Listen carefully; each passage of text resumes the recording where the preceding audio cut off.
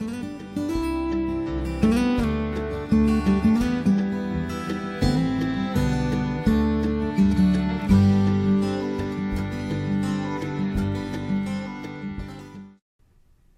hello everyone and welcome to another episode here on the MIgardener channel. This is going to be another fun DIY episode because obviously Christmas is upon us and you know how much Cindy and I don't like accentuating the consumerism. So we're going to make some fun DIY gifts that are good for decorating the home or giving as a gift, because gifts that come from the heart or things that are made with family, they're always the best. And so we really want to do that. We really want to bring to you something pretty cool and very inexpensive, because those are some of those things we kind of look for in every DIY thing. Is they got to be cheap, they got to be fun, and they have to be able to get the whole family involved. So today we're going to be making a DIY terrarium Christmas ornament. Super cool and super easy.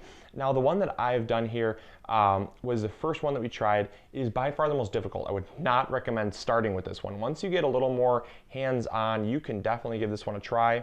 The reason is because it's almost impossible to place the components in their places, and so you really just got to get kind of lucky with it and know what you're going to put in there, and there's really no turning back, because once you get it in there, it is not coming back out.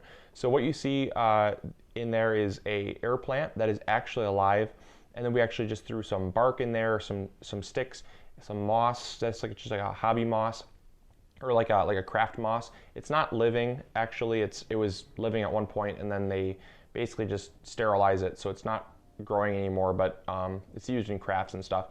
And that's always going to just be there, but the plant will actually grow. And that's what's awesome, is once we've finished, we actually added water, and then we sealed it off with some hot glue at the very top, so that the humidity stays in and water actually won't evaporate. So you can theoretically just have this around, and when it's after Christmas time, just hang it up in your windowsill and it'll still grow for you.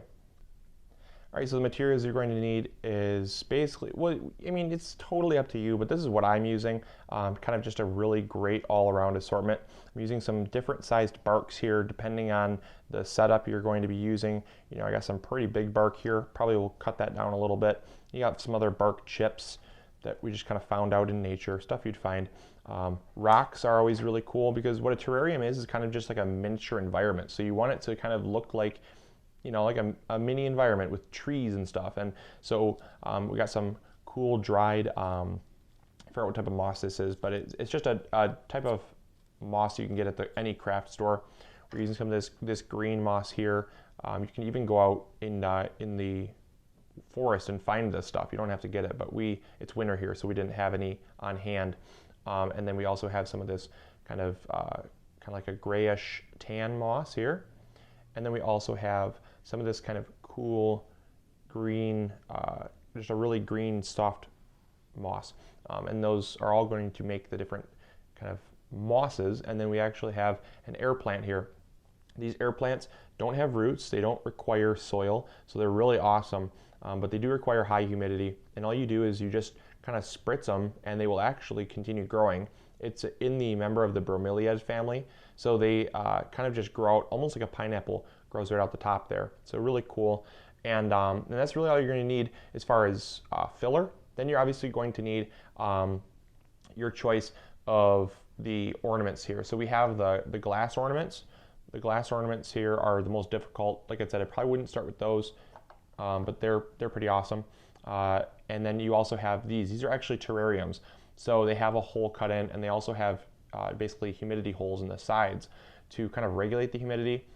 These are a little more expensive, but in terms of their functionality, they can be used as an ornament because they have a hanging hole, but they also can be used year-round as well, and they don't look like a Christmas ornament necessarily.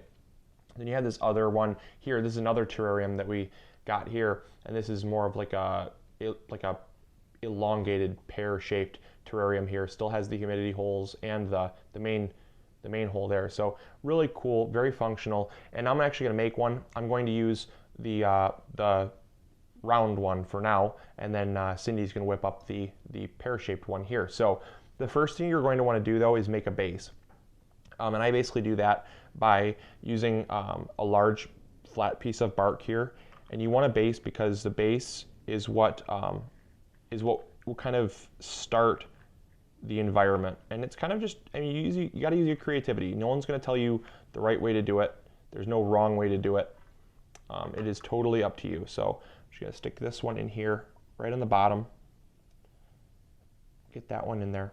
And so that's kind of going to be what you're going to model everything after here. All right, so now that I've put some hot glue on the bottom, I'm just going to bring it in here. This is where it gets a little complicated. You gotta kind of, I wish I had smaller hands.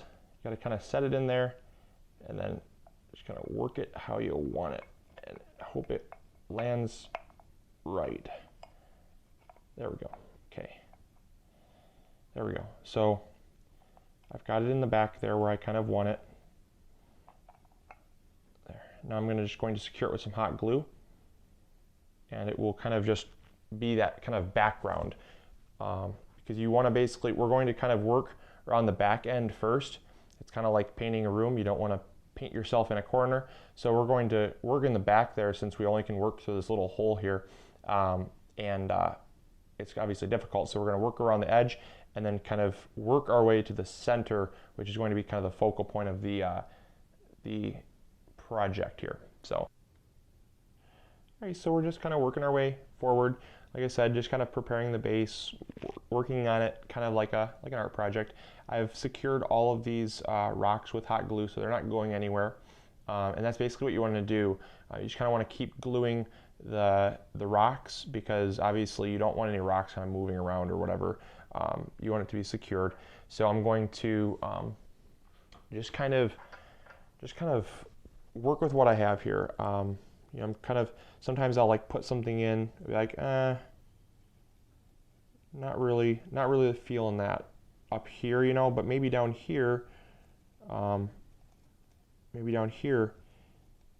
would look cool, you know. So then I'll take it out and I'm like, okay, I like that. So now let's glue that in there. The next thing we're going to do is add some kind of dimension. So, you know, you don't want it to be just two-dimensional. You want it to kind of look three-dimensional, like a landscape. So I'm going to get some bigger stuff here, some of those bigger pieces that we'd kind of seen. I'm going to kind of put that in here in a way that kind of makes it look a little three-dimensional. That's looking really good right there. So I'm going to get some glue. I'm just going to put this kind of like right in the corner there, so it's kind of long, kind of stretches. There we go. All right, so we're pretty much finished. I'm just going to put the final finishing touch in here, the air plant. And the air plant, just kind of, you can glue the bottom in, it won't kill it whatsoever. The hot glue won't affect it. Just kind of position it in there, wait for it to dry. And there you go. There is the terrarium. Check that out. That looks really cool. We got ourselves all our different mosses in there, different kind of environments, and the centerpiece obviously being the air plant, which will continue to grow and flourish, and that obviously will also flower as well. So you have yourself a very cool, unique terrarium, whatever you want to do with it.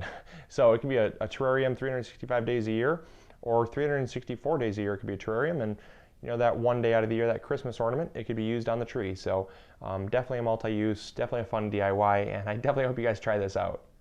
So there you go, extremely simple, very fun, definitely not complicated at all. So if you decide to try it, I definitely want to see pictures.